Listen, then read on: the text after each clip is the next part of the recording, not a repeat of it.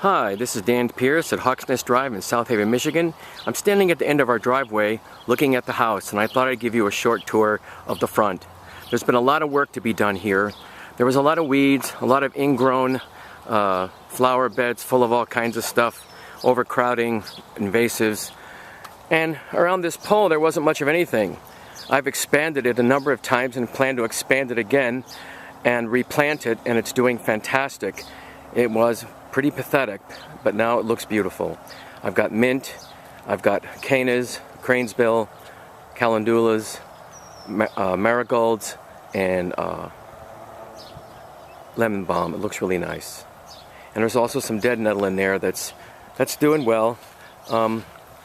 It's just, you know, it's a mixed bed. I really like it. I'll probably have to expand it another foot yet. Now, there's a weeping cherry surrounded by daylilies and a beautiful Colorado spruce. There's a beautiful birch tree surrounded by some garlic and some orchids. Orchids that were natural, growing all over the property. Beautiful little natural wild orchids, but also garlic. In fact, garlic is all over my yard. When I first moved in, I had a bunch of garlic sets and I just put them in everywhere because I didn't have any place to put them.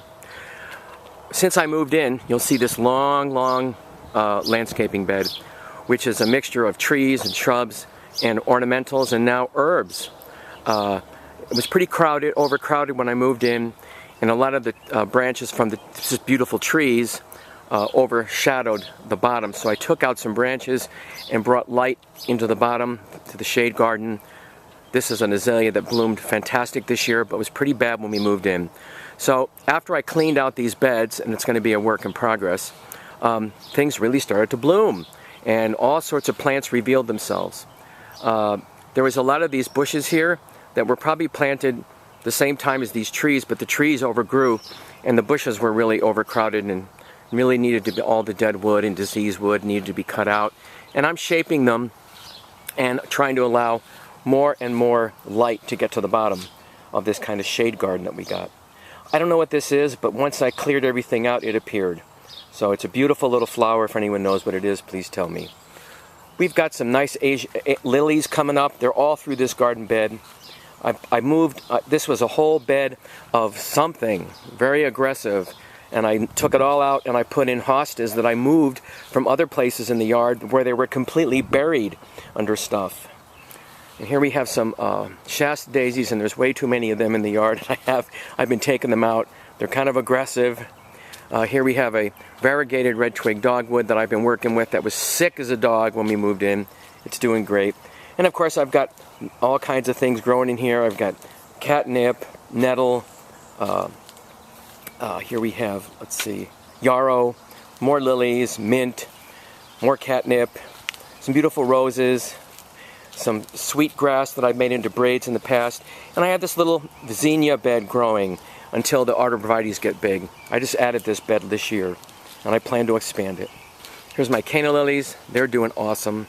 I keep them in bags in the winter, paper bags under the stairs, and put them in pots and places and around the yard, and they're just going to look fantastic. Last year, this was my vegetable garden. It was just this little patch. Now it's got 2 blueberry bushes and a whole lot of volunteer flowers, and I even thinned them out. There's also some chives and lovage, and some beautiful little Johnny jump ups. There's a lot of Johnny jump ups and wild things like that in the yard that keep popping up. Got dill in here too. It's doing okay. Looks like we got some damage here. Probably a cutworm. I'll get to it later. Milkweed. Why do I have milkweed here? Why do I allow it? Oh boy, Japanese beetles. That's a problem. Better get to those soon. All right, milkweed. I like monarch butterflies. They lay their eggs on here, and their larvae eat the mulberry. The milkweed. Milkweed is also edible. The young shoots are edible. Actually, quite delicious. At least I think so. And the flowers, once they start blooming, can be dipped in fritter batter and made into fried fritters. Who knew? This was a bed that was totally overcrowded and really just crazy. The hydrangeas were a mess. It was all just cranesbill and hydrangeas, and everything was overgrown. Lots of weeds. got that under control, moved some of the cranesbill, got these spirea going again. They were pretty bad. Planted a lot of garlic. You can see it's everywhere. I need to start harvesting it. And I've also made this into herb bed. So I got sage, wormwood, basil, garlic, dill, kale, still some of those cranesbill here, kale. These are hydrangeas. I cut them back and really worked with them, and I'm shaping them. And this clematis was completely buried. You would never even know it was here. But this year, after I cut and trimmed and fertilized and got it going, it looks really beautiful. I plan to even do better for it next year. Here's some valerian root. And a beautiful, this lilac did not bloom the first year we were here, but I did carefully trim it and take care of it, and it bloomed profusely this spring. Blue fescue grass, we really like it. This was so overrun with weeds when we first moved in, so overrun with crazy weird perennials that were just taken over. It looks really good now.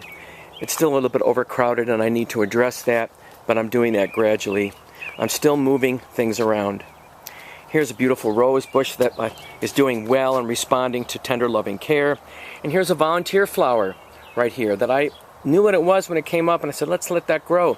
It's a wild rose mallow, and they're in different parts of the yard. I really love it. This is holly. The first we were here, the holly bush had a lot of berries on it, and the birds just loved them. They just went crazy. And then next year we didn't have hardly any. There were flowers. I think maybe it's every other year. And I am going to trim this and shape this, but carefully. I don't want to trim off all these holly berries. Otherwise we won't have all those wonderful birds. So I will take out some of these longer ones and shape the plant as it grows. And I got things I got to move down there. I'd rather have holly berries than have a perfectly shaped bush.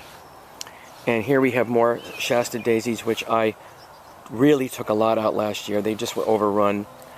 And this beautiful Japanese maple has improved so much after the dead wood was cut out, after it was fertilized, after it was trimmed and shaped. It's doing fantastic. So here we have another rose that I've been working with, and it's responding beautifully. I'm really happy about the yard and how it's coming along. I plan to expand some of these beds, make them out farther, plant other things, move things around. It's just going to be a work in progress for probably a long time. When you're a gardener, you don't sit on your butt and just let it happen. You have to get out here, get to know your land, get to know what's planted, and do what needs to be done. All right, thanks for watching. Have a wonderful day today. May you be well, may you have a blessing in your life, and may you be a blessing to others. Aho matakiasin. Aho.